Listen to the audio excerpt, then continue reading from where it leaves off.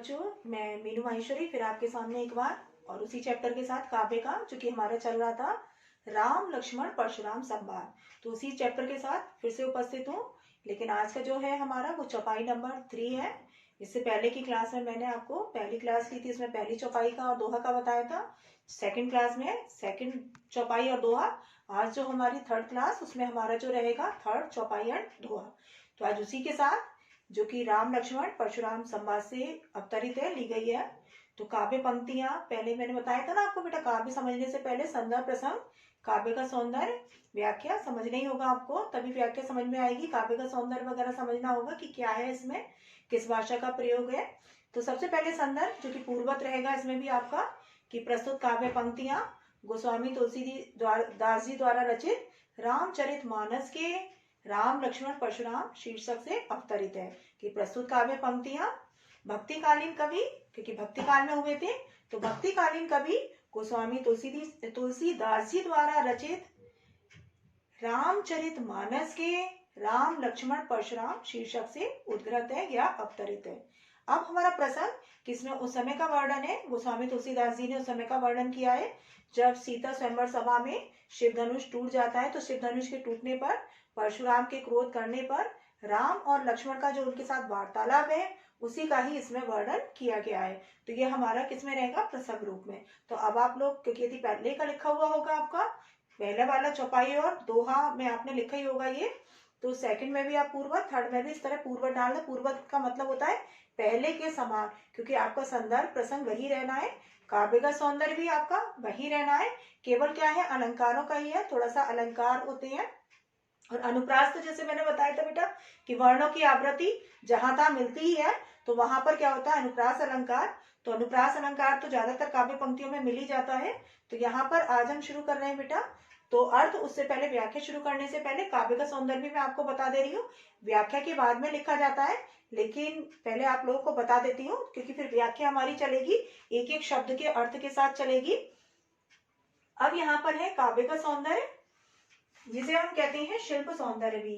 तो काव्य का सौंदर्य, काव्यगत सौंदर्य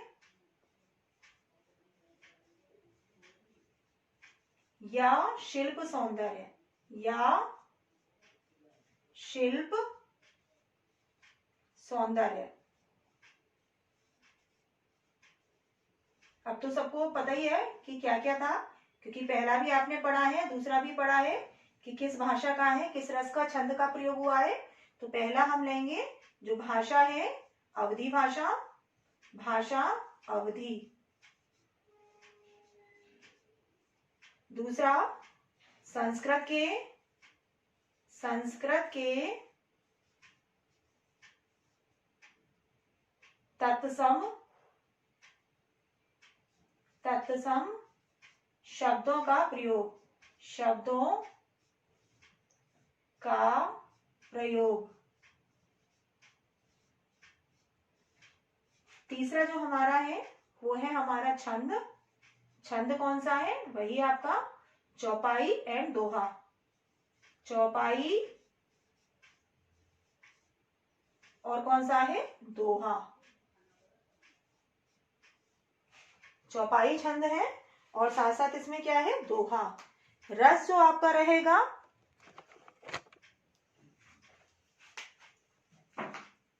रस फोर्थ नंबर आपका जो रहेगा वो रहेगा रस का।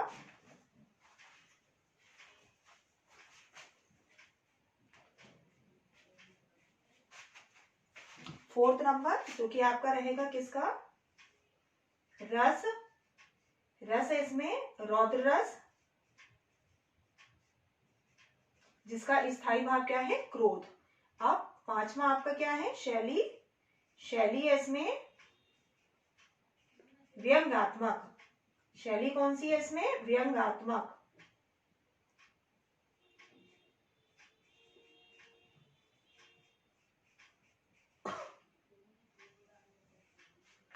क्योंकि लक्ष्मण के वचन और परशुराम के व्यंग्यपूर्ण वचन एक दूसरे के लिए, तो यहाँ पर जो शैली है वो कौन सी है, व्यंग्यात्मक शैली। तो अब हम शुरू करने जा रहे हैं अपना जो इसकी है काव्य पंक्तियां। कौन सी है हमारी काव्य पंक्तियां? ध्यान से पहले काव्य पंक्तियों को सब सुनेंगे और अर्थ निकालने की भी कोशिश करेंगे। काव्य पंक्तियां क्या है, सब ध्यान से।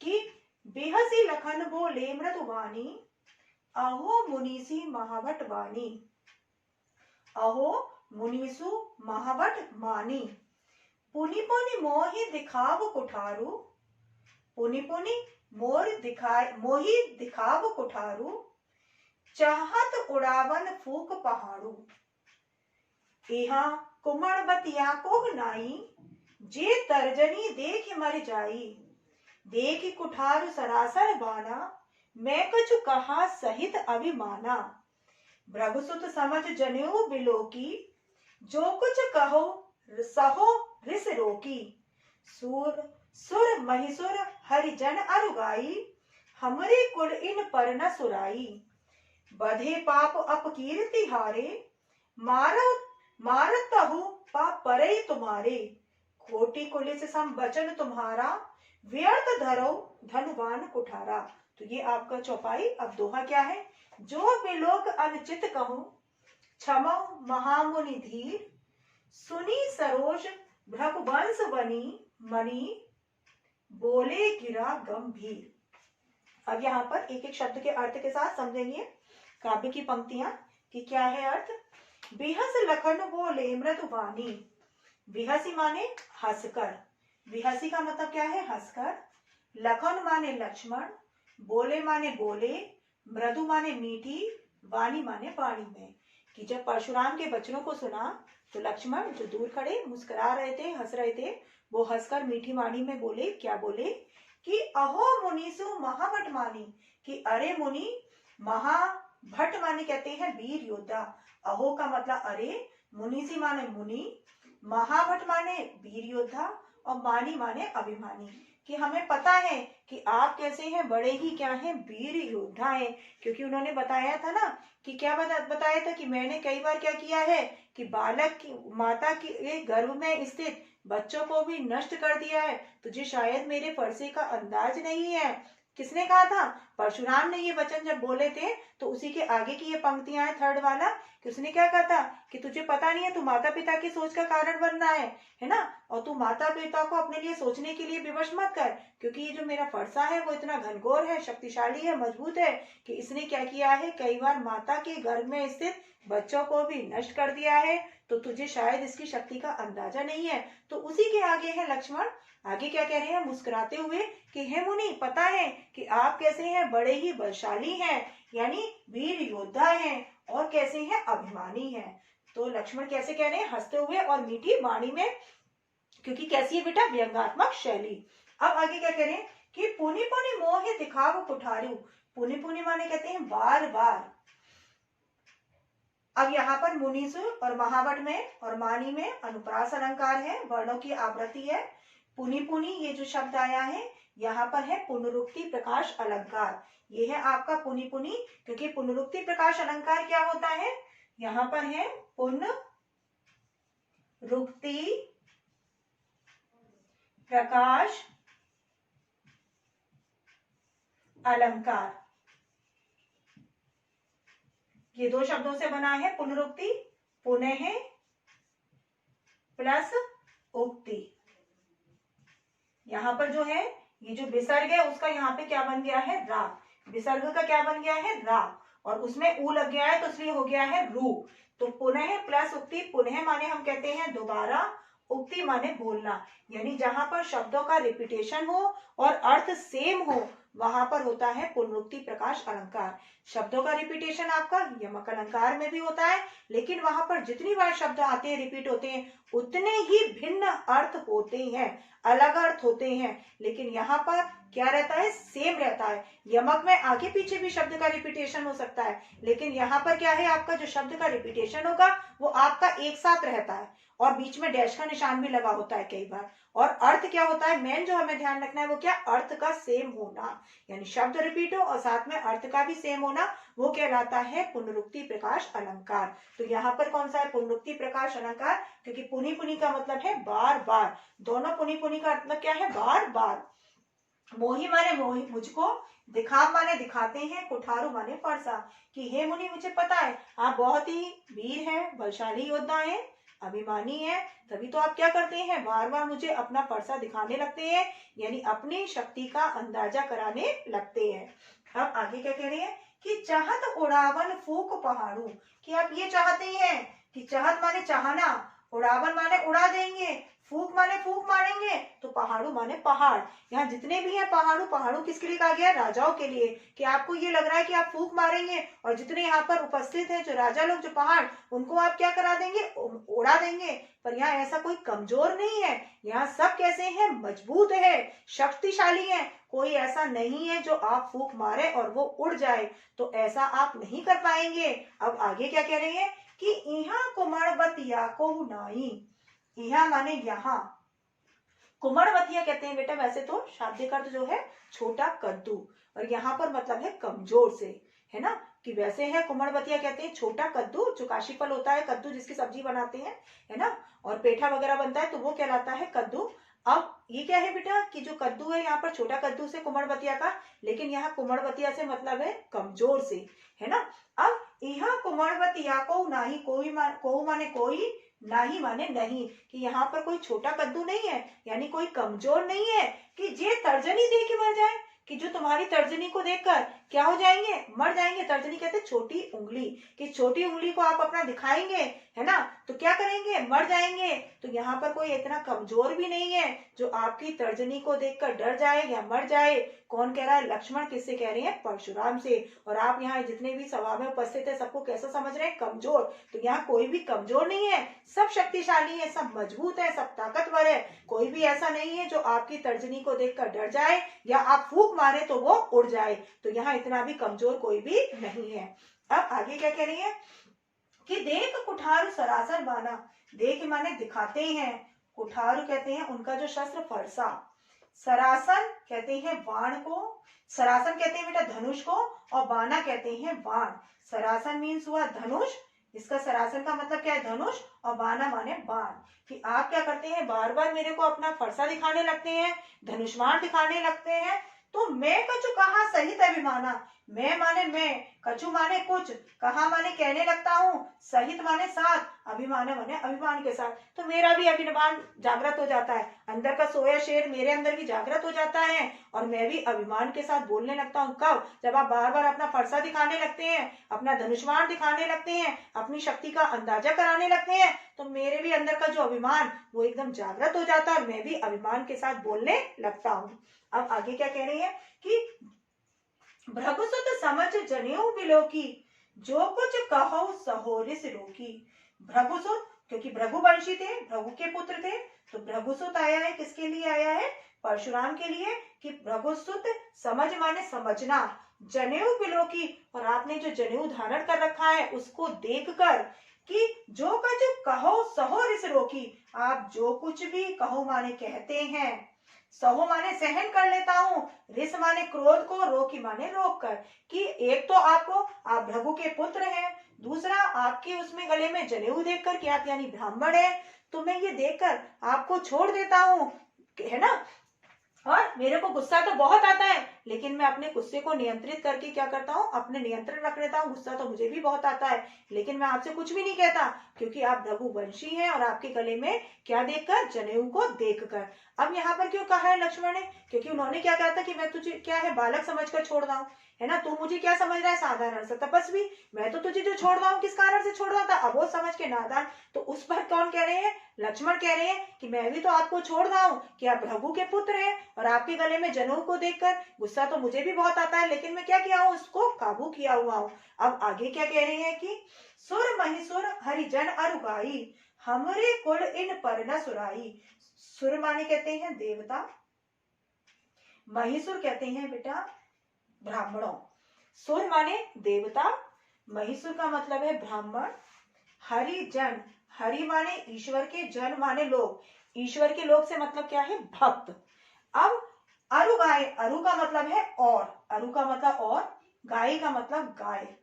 कि चार लोग बताए हैं, कौन कौन से, देवता, ब्राह्मण, ईश्वर के भक्त और गाय। ये चार ऐसे हैं, कैसे हैं आपको बता रहे हैं कि हमरे कुल इन पर न सुराई। हमरे माने हमारे, कुल माने कुल, इन माने इन पर, न माने नहीं, सुराई माने पार करते हैं, इन पर वार नहीं करते, छोड़ देते हैं इनको। हमारे कुल की ये परंपरा है कि इनसे कुछ भी नहीं कहते। किस किस से? एक तो देवता से, ब्राह्मण से, तीसरा ईश्वर के भक्त से, और चौथा किससे? गाय से। ये चार ऐसे हैं कि हमारे कुल की परंपरा है कि हम इनसे कुछ भी नहीं कहते, इनको छोड़ देते हैं। क्यों छोड़ देते हैं उसका कारण भी बता रहे हैं कि बधे पाप अपकीर्ति हारे। बधे माने बध करने पर, पाप माने पाप के भागीदार बनते हैं, और अपकीर्ति हारे, अपकीर्ति कहते हैं अपयश यानी बदनामी, और हारे माने हारने पर, कि यदि इनसे हारते हैं तो बदनामी मिलती है, यदि इनसे जीतते हैं तो पाप के भागीदार बनते हैं। तो दोनों ही परिस्थिति में क्या करना होगा, अब वो बता रहे हैं नीचे की पंक्ति में कि मार तहु पाप पर ही तुम्हारे, मार तहु मारने पर भी, पा माने पैर, परिये माने पड़ेंगे, तुम्हारे माने तुम्हारे, आप हमें मारेंगे भी तो भी हमें तो आपके पैर ही पड़ना पड़ेगा, आपके आगे झुकना ही पड़ेगा, क्योंकि ये हमारे कुल की परंपरा है। कौन कह रहा है? लक्ष्मण।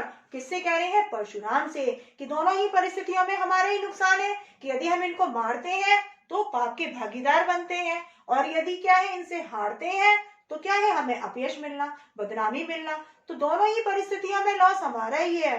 तो वो क्या कह रही है कि इसके लिए तो हमें क्या करना पड़ेगा, आपके पैर ही पड़ना पड़ेगा। अब आगे क्या कह रहे हैं वो कि कोटि कुलिस सम वचन तुम्हारा।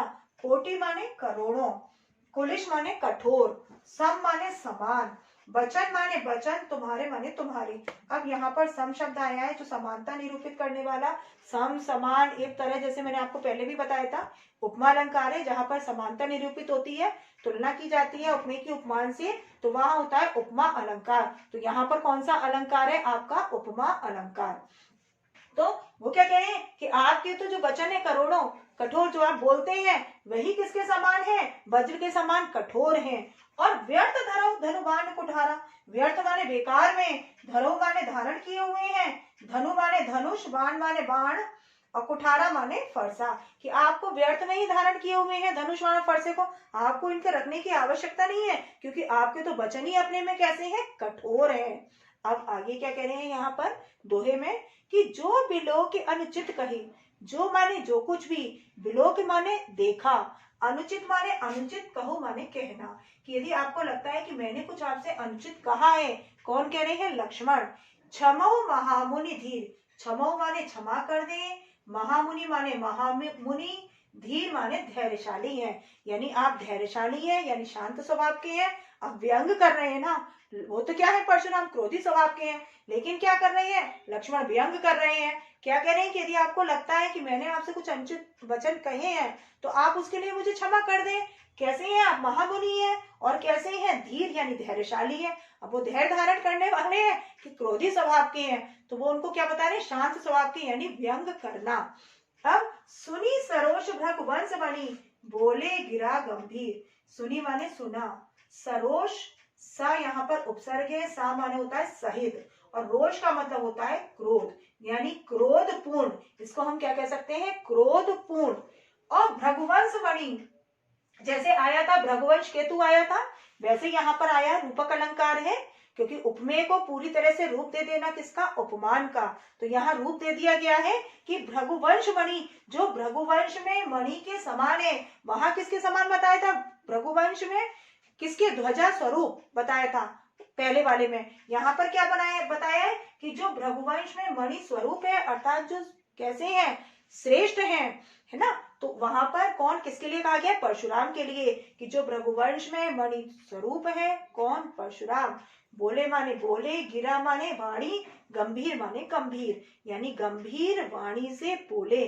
जो बोलेंगे वो अब आपके किस में आएगा? नेक्स्ट वाले में, चौपाई में आएगा। तो यहाँ पर इतना ही है। तो फिर से थोड़ा सा समझ ले बेटा। संदर्भ के अंतर्गत आपका वही रहेगा, प्रस्तुत काव्य पंक्तियां भक्तिकालीन कवि तुलसीदास जी द्वारा रचित रामचरितमानस के राम लक्ष्मण परशुराम शीर्षक से उद्घृत है या अवतरित है। प्रसंग के अंतर्गत इसमें गोस्वामी तुलसीदास जी ने उस समय का वर्णन किया है जब सीता स्वयंवर सभा में शिव धनुष टूट जाता है, परशुराम क्रोध करते हैं, तो उनके क्रोध करने पर राम का, लक्ष्मण का और परशुराम का जो वार्तालाप है तीनों का, उसी का ही इसमें वर्णन किया गया है। अब आगे क्या है यहाँ पर, जो हमारा व्याख्या है, व्याख्या के अंतर्गत क्या आएगी कि बिहसी लखन बोले मृदुबानी अहो मुनिषि महावत भानी। ध्यान दे लें थोड़ा सा, जिसका जहां भी छूटा हो, न समझ में आया हो तो अपना थोड़ा सा ध्यान दे लें कि लक्ष्मण ने जब परशुराम के वचनों को सुना तो हंसकर मीठी वाणी में बोले, क्या बोले कि हे मुनि, हमें पता है आप कैसे हैं, वीर योद्धा हैं और अभिमानी हैं। ये बात हमें पता है कि आप बलशाली योद्धा हैं और अभिमानी भी हैं। अब आगे क्या कह रहे हैं कि पुनि पुनि मोहि दिखावो कुठारू चाहत उड़ावन फूक पहाड़ो, कि आप बार बार क्या करते हैं, मुझे अपना फरसा दिखाने लगते हैं और आप ये समझ रहे हैं कि जितने यहाँ पर क्या है उपस्थित है राजा, आप फूक मारेंगे और वो उड़ जाएंगे। ऐसा कोई भी नहीं है, है ना, कि आप समझ रहे हैं कि पहाड़ जितने हैं और जो मैं फूक मारूंगा उड़ जाएंगे, पर ऐसा नहीं है कि आप फूक मारे उड़ जाए। तो इतना कमजोर भी यहाँ पर कोई भी नहीं है। यहाँ कुमड़बतिया कोई नहीं जो तर्जनी देखी मर जाए, कि यहाँ पर कोई कुमड़बतिया भी नहीं है, छोटा कद्दू भी नहीं है, इतना कमजोर भी नहीं है, सब मजबूत है, शक्तिशाली। और आप क्या समझ रहे हैं कि क्या है, सारे कमजोर यहाँ बैठे हुए हैं, कि जो आपकी तर्जनी को देखकर, छोटी उंगली को देखकर डर जाए, मर जाए। तो यहाँ इतना भी कोई कमजोर नहीं है, सब यहाँ पर शक्तिशाली है, सब यहाँ पर मजबूत है। अब आगे क्या कह रही है कि देख कुठार सरासर बाना मैं कछु कहा सहित अभिमाना, कि जब आप अपने फरसे को दिखाने लगते हैं और आप धनुष्वाण को दिखाने लगते हैं तो मेरे अंदर का भी अभिमान जागृत हो जाता है और मैं भी अभिमानपूर्ण वचनों में कुछ कहने लगता हूँ। अब आगे क्या कह रहे हैं कि भृगुसुत समझ जनेऊ बिलोकी जो कुछ कहो सहो रिस रोकी, कि एक तो आपको भृगु का पुत्र समझकर कि आप भृगु के पुत्र हैं, दूसरा आपके गले में जनेऊ को देखकर ये समझ में आता है ब्राह्मण है ना। तो मैं जो कुछ भी आप कहते हैं मैं उसको सहन कर लेता हूँ अपने गुस्से को रोक कर, कि मैं गुस्से को रोक कर जो कुछ भी आप कहते हैं मैं फिर भी उसको क्या कर लेता हूँ, सहन कर लेता हूँ। अब आगे क्या कह रहे हैं, सुर मही सुर हरिजन अरिवाई हमरे कुल इन पर न सुराई, कि हमारे कुल की ये परंपरा है। कौन सी परंपरा, कि देवता, ब्राह्मण, ईश्वर के भक्त और गाय, ये चार ऐसे हैं कि हमारे कुल की परंपरा है कि हम इन पर वार नहीं करते, इनसे कुछ भी नहीं कहते। क्यों, क्योंकि दोनों ही परिस्थितियों में हमारी हार है। कैसे है, बधे पाप अपकीर्ति हारे मारे पाए परे तुम्हारे, कि यदि बधे पाप बध करते हैं तो पाप के भागीदार बनते हैं, और अपकीर्ति हारे और क्या करते हैं, अपकीर्ति मिलती है, बदनामी मिलती है, कब, हारने पर। तो दोनों ही परिस्थितियों में क्या है, नुकसान हमारा ही है। तो मारे ही पाए परे तुम्हारे, तो इसलिए हमें क्या करना पड़ेगा, आप मारेंगे भी तो भी हमें तो क्या करना पड़ेगा, आपके पांव ही पड़ना पड़ेगा, आपके आगे झुकना ही पड़ेगा।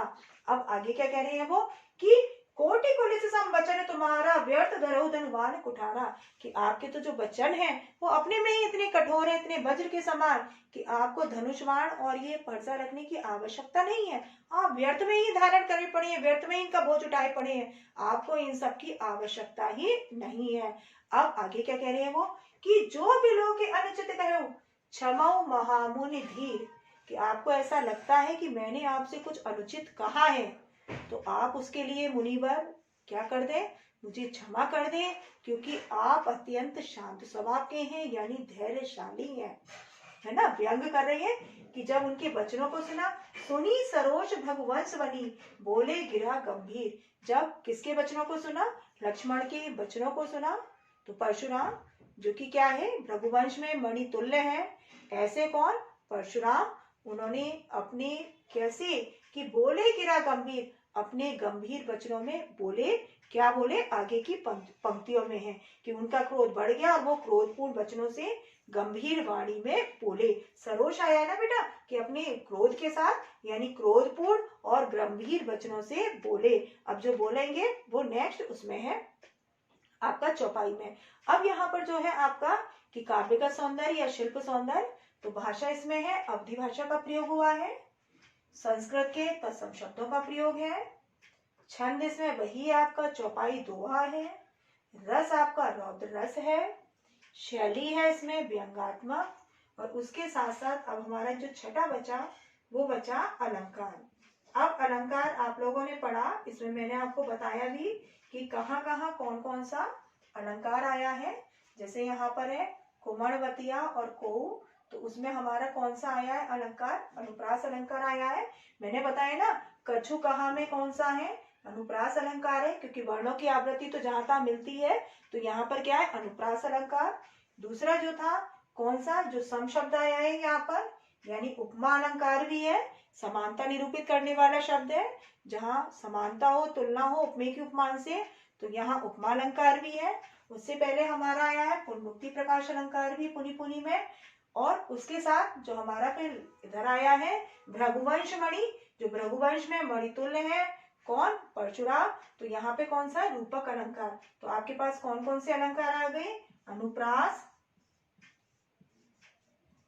अनुप्रास, पुनरुक्ति प्रकाश, पुनरुक्ति, पुनरुक्ति प्रकाश, उपमा और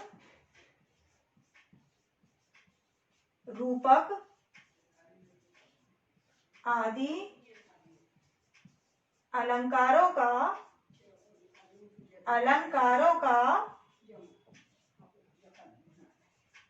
सुंदर प्रयोग।